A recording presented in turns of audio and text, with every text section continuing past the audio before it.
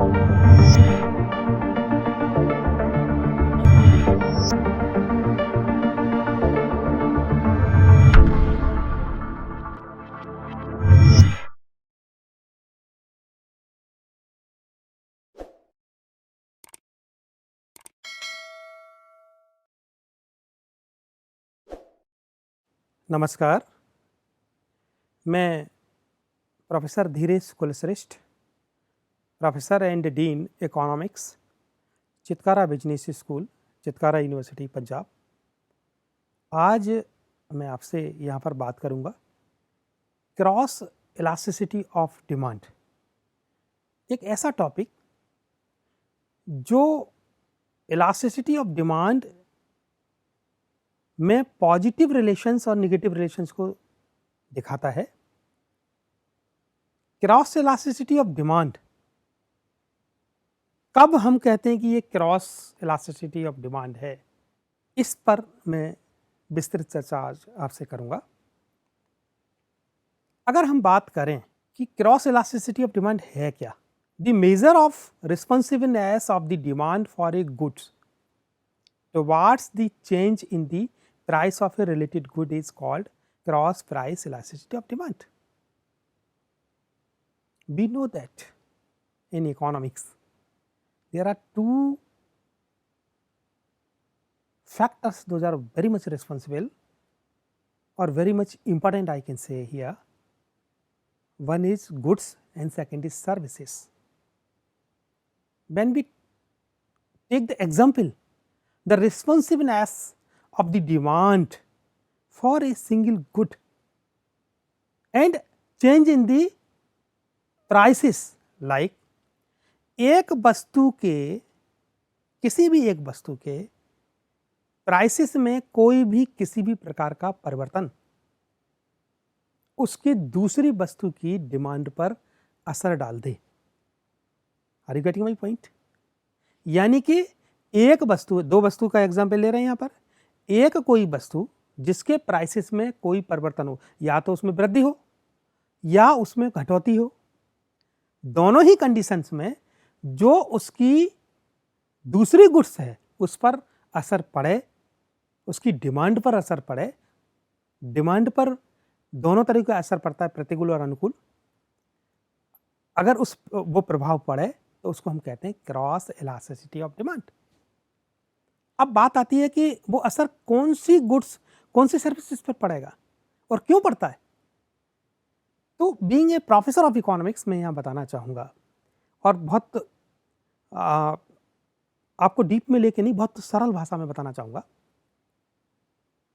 जब हम बात करते हैं कि एक वस्तु के प्राइसेस का कम होना या ज़्यादा होना का असर दूसरी वस्तु के डिमांड पर हो जाना, ये कब होता है? आपको याद होगा तो there are two types of goods, those are very much closely related. One is substitutes and second is complementary. When we talk about the substitute goods, तो substitute goods कौन कौन से होते हैं, पहले ये समझना पड़ेगा। अब substitute goods है अगर कोई, तो एक गुड्स का, जैसे एग्जाम्पल मैं लूँ substitute goods का, for your knowledge purpose, for your benefit purpose here, T and coffee, very good example. और हम लोग जब अर्थशास्त्र को पढ़ते हैं तो उस विषय में शुरुआत में आता है कि चाय और कॉफ़ी आपस में सब्स्टिट्यूट है, चाय नहीं तो कॉफ़ी। इसका मतलब क्या है? इसका इकोनॉमिक्स में मतलब ये है, अगर हम इकोनॉमिक्स के नज़रिए से इसको देखें, कि चाय का अगर प्राइस बढ़ रहा है, चाय के इंग्रेडिएंट्स हैं, दूध है, पत्ती है ना, या फिर शक्कर है, पानी है, और उसको जो लगाने के लिए जो फैक्टर्स हैं, उनमें से अगर किसी भी वस्तु का प्राइस बढ़ रहा है, मान के चलो शुगर महंगी हो रही है, दूध महंगा हो रहा है, तब उसका प्रभाव उसके प्राइसेस पे डेफिनेटली आएगा। अब टी का प्राइस अगर हाई हो रहा है और कॉफ़ी का स्टिल है, तो क्या करेगा कोई व्यक्ति, कोई भी consumer?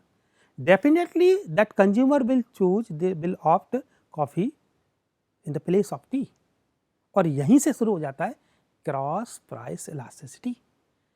In the case of substitute goods I tell you, ये जो रिलेशन है कि एक का प्राइस अगर बढ़ता है तो दूसरे की डिमांड बढ़ जाती है, उसकी तो गिर जाएगी क्योंकि प्राइस बढ़ा। क्या है व्हेन द जो लॉ ऑफ डिमांड क्या कहता है, व्हेन द प्राइस हाइक्स, तब क्या होगा, प्राइस अगर बढ़ते हैं तो डिमांड घटती है। The relationship between prices and demand is inverse, opposite. In that condition एक का प्राइस बढ़ने से, एक वस्तु का प्राइस बढ़ने से दूसरे की प्राइस अगर स्टिल रही है तो क्या होगा, उस पर डिमांड चली जाएगी। और ऐसे को हम क्या कहेंगे, positive cross elasticity of demand. Example आपको दिया है, for example if the prices of coffee increases the demand for tea increases. Are you getting my points? क्योंकि कॉफी के प्राइस इंक्रीज हो गए, तब वो शिफ्ट कर रहा है दूसरी जगह, तो टी की डिमांड बढ़ जाएगी।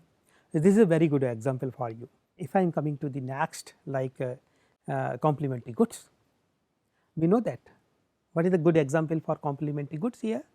Pen and ink, car and petrol, very good example, we know that। एक दूसरे के बगैर नहीं चल सकते। अगर मेरे हाथ में ये रिमोट है, इसके अंदर बैटरी पड़ी हुई है, वो बैटरी से अगर बैटरी नहीं है तो ये रिमोट नहीं चलेगा। अगर पेन में इंक नहीं है तो पेन की कोई, तो एक दूसरे की complementary. In the case of goods are complementary in nature, like pen and ink, the cross elasticity will be negative. Why? अब यहाँ पे पॉजिटिव नेगेटिव का क्या है, सब्स्टिट्यूट केस में पॉजिटिव रिलेशन है, कॉम्प्लीमेंट्री गुड्स के मामले में क्या है, नेगेटिव रिलेशन हुआ। क्यों? एक का प्राइस अगर बढ़ रहा है, मान के चलो, आई टेक दिस एग्जाम्पल, अगर इंक का प्राइस बढ़ रहा है तो निश्चित रूप से पेन का प्राइस भी बढ़ेगा।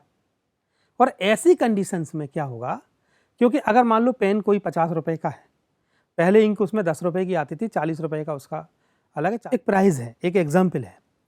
ऐसी कंडीशन में अगर मान के चलिए उसकी प्राइस इंक की बढ़ती है, स्याही महंगी हो जाए, तब क्या होगा, इंक महंगा हो गया, तब क्या हो गया, तो वो कहीं ना कहीं कॉस्ट तो निकलेगी। तो उसको क्या करेंगे, मान के चलो 15 रुपए की स्याही हो गई, 40 रुपए का पेन पड़ रहा है, तो उसमें 40 15 इज इक्वल टू 55। अब उसका 55 हुआ तो क्या होगा, demand for ink will increase if price of pen increase और वाइस वर्सा।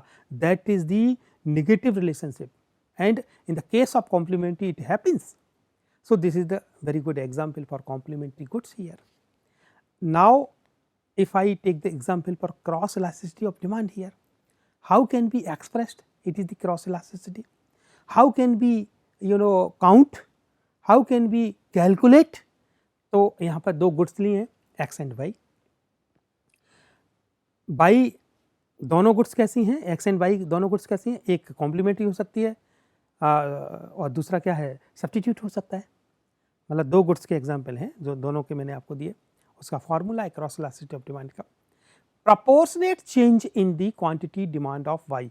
वाई क्या, एक गुड्स में उसमें प्रोपोर्शनली चेंज क्वांटिटी डिमांड किसकी, वाई की, upon proportionate change in the quantity demand of X. when we take it, then definitely we will find out the cross elasticity of demand. So this is the mathematical expressions and this is the formula. We can find out the results for cross elasticity of demand here. Thank you so much.